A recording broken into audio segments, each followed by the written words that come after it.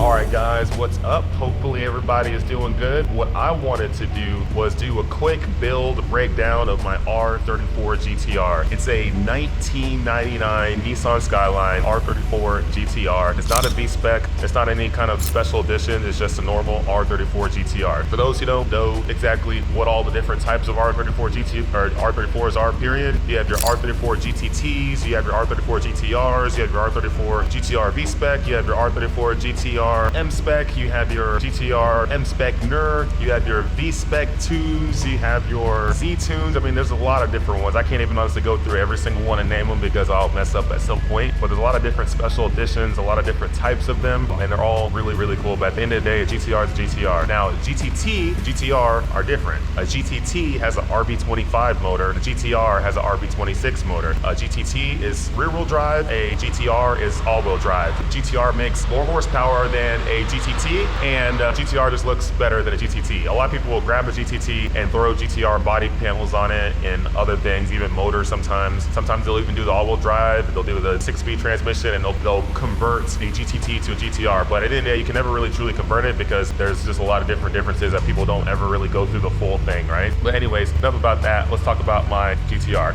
So, like I mentioned, 1999 Nissan Skyline R34 GTR. When I bought it, it was stock as can be, like nothing on it at all. And since then, I've added a few things. Now, I haven't done a lot of performance stuff, but I've done a little bit, and it's definitely helped out a lot. Actually, it's on right now. We'll go to the back, you'll hear the exhaust and all that stuff. Can't really rev it because I'm in this parking garage here in Japan. I don't want to upset anybody. So real quick, we'll look at this front lip.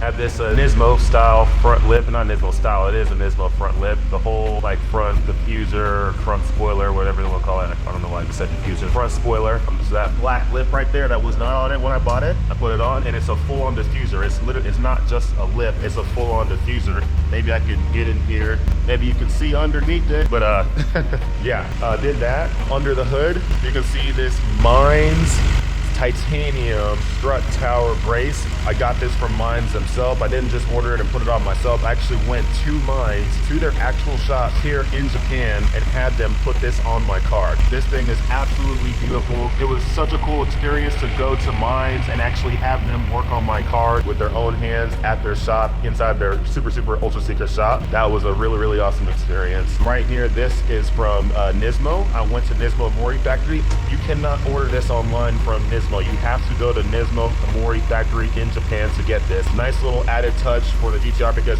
this is open space. It's kind of ugly without this. So it's nice to add this carbon fiber piece there. It helps also with cooling when air flows in. It's not coming up. It just flows in, goes to where it needs to go to help cool the motor. Obviously RB26 motor, stock, and nothing done to it. Stock turbo, stock intake, stock everything. Nothing crazy there.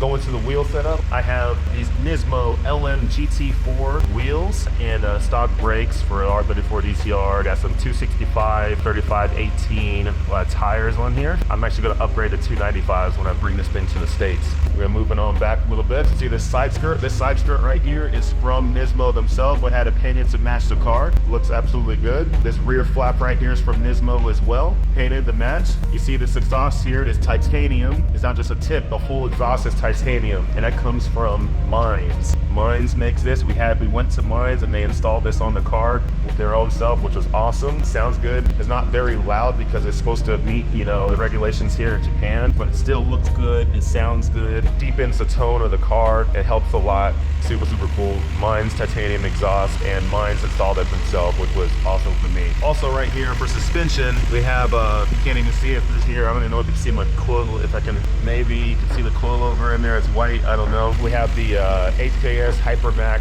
coilovers on this to help out with the handling. So everything added together as far as the titanium strut tower brace from Mines, the 8KS Hypermax coilovers, obviously wheels, tire setup, all that stuff added together helps this car handle a lot better, and it feels really good. It's sturdy, and it just feels like a modern car now on the road. Obviously, it's a 6-speed transmission that comes with the car, all-wheel drive, you name it. Overall, the car is a fun car, it's a good car, it's a solid car, and you could literally drive this thing every day. I could put, 1,000 miles in a week on this thing, no issue, and it drives great. It's comfortable, the seats are comfortable, everything is just really nice and the car. A quick look on the interior. Oh, that's another addition I added right there, was this in-dash screen from Alpine, and now it can do Apple CarPlay, you name it. This comes with the car, the MFD. Obviously, all the GTRs, you know, they have these. 6-speed transmission right there, stock. It feels really, really good. Seats are super, super comfortable, but they're like bucket seats and they work well. I mean, you can go on long rides. I think the longest drive I've been on them, maybe 3.5, 4 hours almost